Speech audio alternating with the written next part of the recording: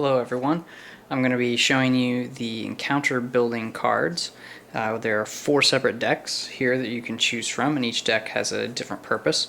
One of the main goals of these 4 decks is to be able to play without a GM if you would like to do so, or if you still want to have a full-time GM, you can do that, but use this to help lower your prep. And even if you want to be a GM and play as a player character as well, you can do that and not have to worry about coming upon things that you already know are there.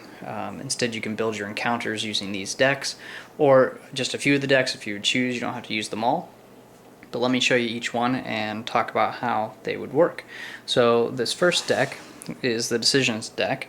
This is the main engine by which you can replace a GM somewhat. And if we take a look at the back of the cards here, you'll see that we have odds of yes and then some different likelihoods here. And so what you do is you ask yes/no questions of this card deck, and it will give you some answers, and you would decide whether or not you think it's likely or if it's unlikely, and then based on what you think the odds are, you look over here at the answer. You can get that. So you might walk into a room and say, is there a trap? You think it's likely, so you look here at the likely and you see, oh nope, there's not a trap. We've got some die rolls here, D4, D6, D10, D12, D20. In case you'd rather not be rolling some dice. Because each deck is a 60 card deck, I went with dice that would evenly distribute over the 60 cards. So you won't see a D8 here, but of course you can create that using 2 D4s pretty easily. Down here we've got some randomness here, just miscellaneous things you may want. A random difficulty level, this one happens to be impossible. A direction. Loot or loss, so if you're going to win something or lose something, here what might you be losing or what might you be winning as loot, and here it's an opportunity. That's just to give you an idea of maybe some flavor that you could give other than just straight up gold coins. Is there a random event? And in this case, no, there's not. And if there is a random event, what type of event is it? And there are different types of random events that can pop up. You can see those in the rule book. Over here we have details that you can add to any random event or anything that you need. You've got a set of adjectives and nouns that you can kind of mix and match to see something that strikes your fancy as you get into any situation. And then we have a quest seed down here at the bottom. This one says, lead the refugees to a new home. So that's the decision deck. You can use that to kind of work as a GM. The locations deck has 4 separate main areas here. A building room, and so this would be if you're exploring like a castle or a dungeon or something. It just has a quick description of a room that you might pop into. A small structure that would be a standalone structure, so in this case it's a courthouse, it looks like. So if you're exploring a town, what's the next building you come to? You'd look at the small structure. Inside of a cave, if you're in a cavern complex, what's the room you come to next? And if you're outdoors, what kind of area do you see next? And these are meant to be kind of significant places that you would run into, and this replaces the need for a GM to have to map anything. You just flip a card and you decide where you're at next, and you could be in any random room. The GM has no idea then at that point where you're going, which is good if they want to be a player, but yet you still have enough control. It's just a short description that you can flavor it how you want for your game system or your particular adventure. There are also some room details. How many doors? Are they locked? What it takes to unlock it? Are there stairs in the room? Are there any secret doors? Are they locked? How hard is it to discover what's inside the secret room? And in here it looks like there's some information inside that secret door if you can get in there. So this is the locations deck. You would use this to decide where you're going next, and I'll demonstrate that here in a little bit. The last 2 decks are a little bit less complicated. Deck of traps, and again 60 cards, but because I've got one trap down here at the bottom and then another trap, if you flip it this way you actually get 120 different traps, and each trap there is a difficulty rating to discover the trap, to be able to disable that trap, to avoid that trap, and then if it does damage, how much damage would it do. And again, these are all system neutral, so I'm not giving any numbers. If you prefer Pathfinder, you prefer D&D 5th edition, you prefer whatever type of game system you want, you can use that. And the last one here is a combat. So you've asked the decision deck if maybe there is a enemy group in this room or something, and it says yes, then you would come to the combat deck. And this is again two-sided, because on one side, let me flip it this way first, one side you have who's there. In this case it's minions, it's a slave master, he's got some slaves with him, and a minion means that they're serving the main bad guy. There are a few people there, and they are mainly melee fighters. And then you can draw a second card and look at some details that are actually just the flips. So you just flip that over, and we get some attack details here. How hard is it to discover them? Are we going to be surprised by these people? Well, yeah, it's impossible to discover them, so we're probably surprised by these. The slave master. Or actually what we do is draw two cards, and I'll show you that in a second. Difficulty rating, what's their intent? These people are going to fight to the death. These people focus fire on one PC. So that's their attack strategy, and if they have any special abilities or tactics or weapons with them, it's here. And so this deck you can actually combine. So let's say we drew the slave master and the minions here, and then what I would do is I would overlay the next card like so. So we've got our attack details here that go with this character. So in that way you can get lots of different combinations between all the cards of different attack details that can go with each type of attacking combatant here. So what I'm going to do is I'm going to put all these cards back here, and I'm just going to run through how you might use these. I'm going to play solo here. My friends and I are running a campaign, and let's say I wanted to play the game on my own, just do some solo adventuring kind of while we have some downtime in the main campaign. So I've got my character sheet here. I've got my dice for our game if I wanted to use dice, or I could use the decision deck, and I've got some blank paper here for me to kind of draw out some maps or something like that, because of course our big battle mat with the plexiglass on top that we use our dry erase markers on is not at my house. So I've got everything I need here. I'm ready to go for kind of a solo adventure here, and I've already had some NPCs over here in my stack too that I can work with.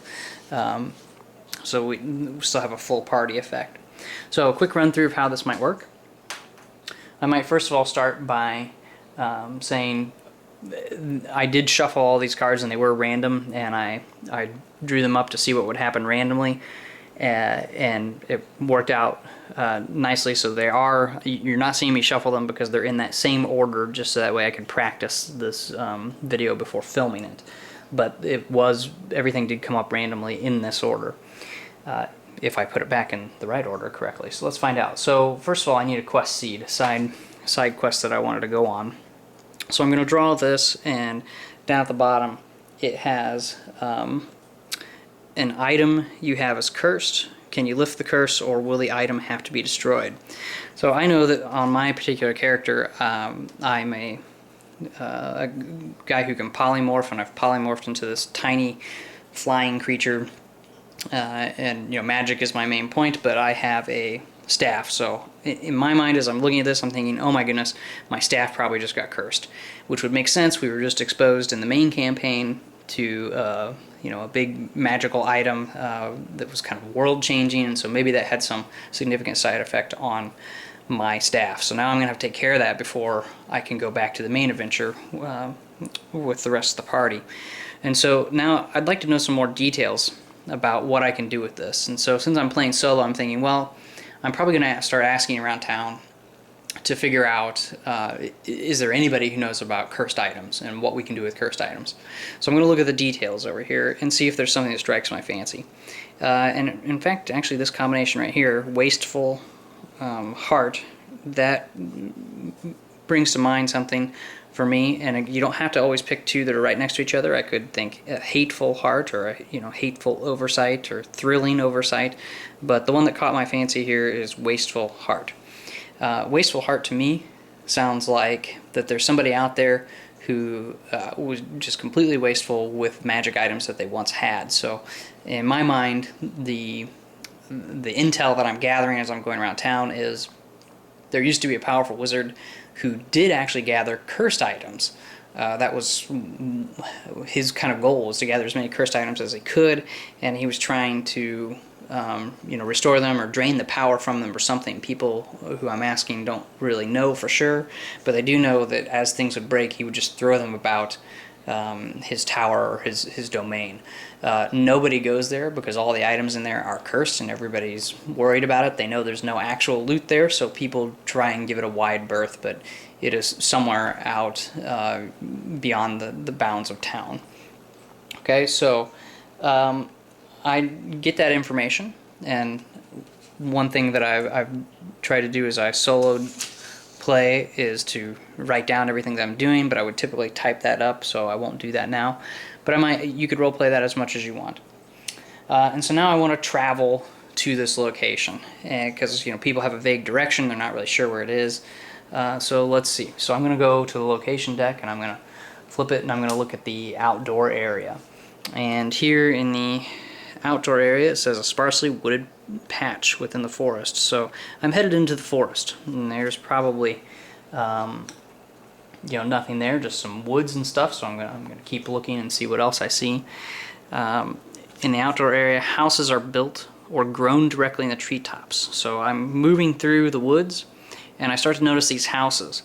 Now that's something that, well, I'm not really looking for, all these individual houses. I've been told it's this kind of larger domain, so it's probably not what I'm looking for, but that could be a seed in and of itself that I'll come back to. So let me flip the next card. And it says, this huge and ancient tree has been hollowed out with room enough for a whole village inside. That's probably where we're going. So this is probably the guy's domain. So I'm going to head into there, I'm going to approach, and I'm going to look what is the first room or first area as I walk inside this huge hollow tree. So I'll flip the next location card, except now I'm going to be inside of kind of a tree building here, this huge hollowed out, almost big enough for a village, but it happens to be his headquarters for where he gathers all these cursed items. I end up in a narrow hallway, only 5 feet across, and it would make a scuffle troublesome. So if I have to fight in here, that's going to be a problem because there's really not a lot of room there. Okay, so I head in, and I want to check to see, well, first of all, how many doors are there? Well, this particular room says 0 doors. That means there are no additional doors in here. And I know that really wouldn't make sense in this context, so I'm going to go ahead and draw another card to see how many rooms. Looks like there are 2 rooms, and they're locked, and it's going to be a moderate difficulty to unlock those. So no stairs in this room though, and no secret doors. Okay, well, one of the first questions I always ask as I walk down a hallway is it trapped? And so I think that's probably likely that it's trapped. So I'm going to flip a card here to see, is it trapped, yes or no? And I look at the likely section. It says yes, it is trapped. So there's a trap here. Okay, so I'm going to flip a trap and see what it says. Scimitars in the wall. Huge spring-loaded scimitars strike out from the wall, each round at varying heights. The successful acrobatics test is needed to pass unharmed. It's easy to discover it. Maybe I could disable it. It's hard to avoid it, especially, and now that makes sense in this narrow hallway, to avoid these scimitars coming out of the wall swinging at me. Definitely going to be hard, but only low damage. So, okay, so first of all, I'd have to decide, do I see this trap? Can I spot it? So I'm going to flip a decision card for a D20. D20 rolls an 8 here, and I look at my character sheet. I have a perception check of 26 plus 8, looks like a 34. I probably spot the fact that there are scimitars hanging out of the walls, or at least slots for them. So between me and the NPCs, we've got this trap figured out.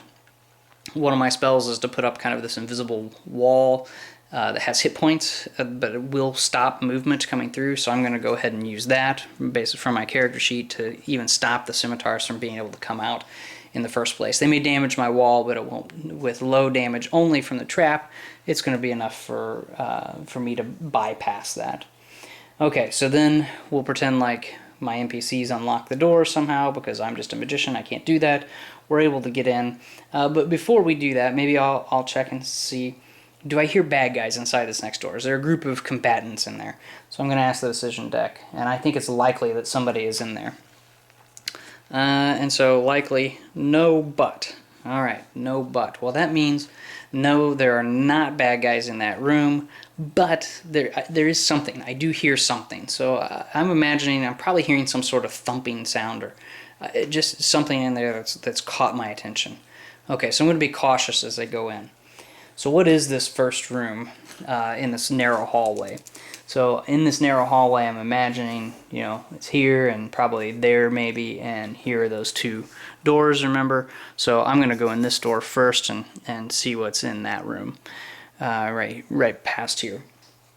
So we go into the room, and what do we find? I flip the encounter deck. So I'm inside kind of this structure inside of a tree, remember? A large circular room with pillars to support the high ceiling. Is there an opening up there? So it's almost like there's an opening out into the greater forest through the tree, this giant tree that we're inside.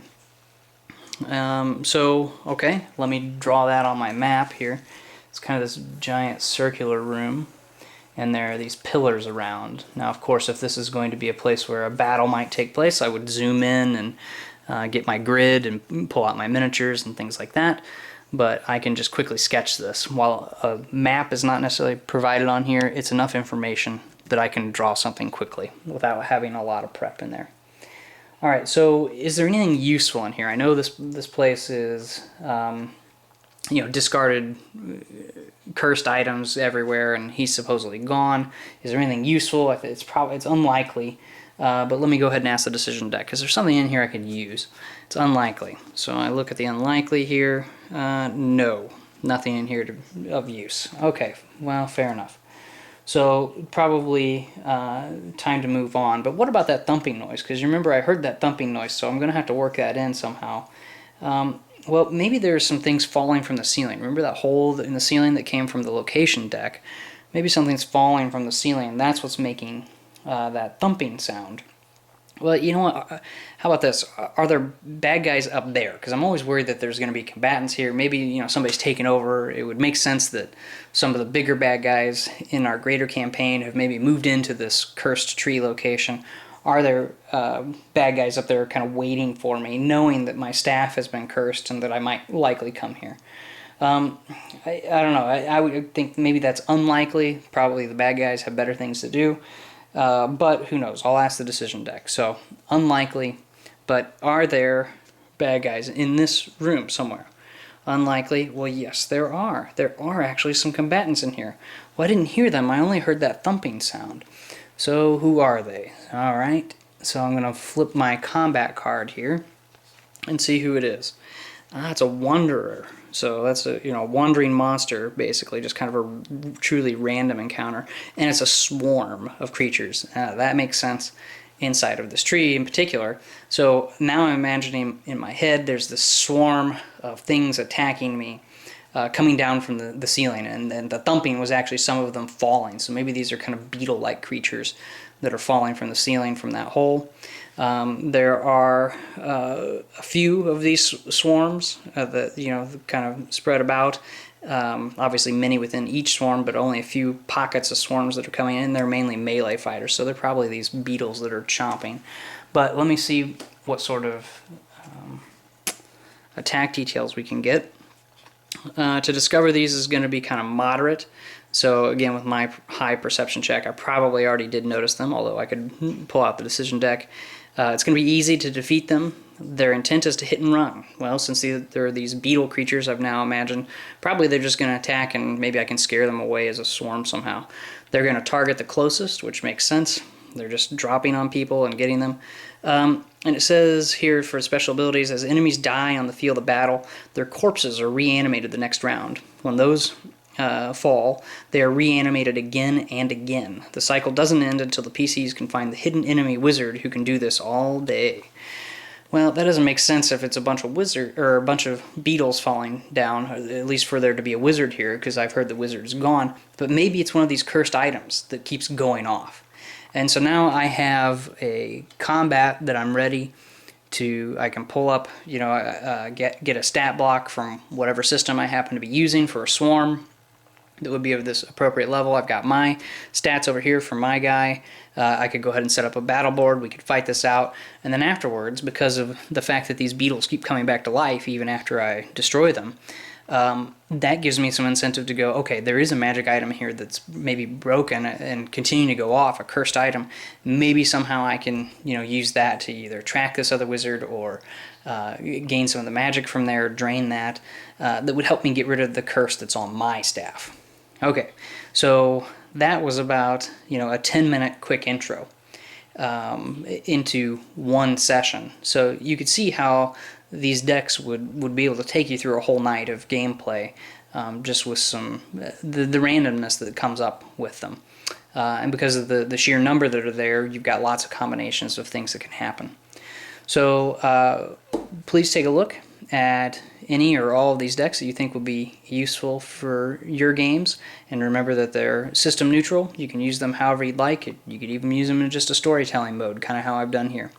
And if you have any comments that you'd like to leave below, please feel free to do so. Thanks.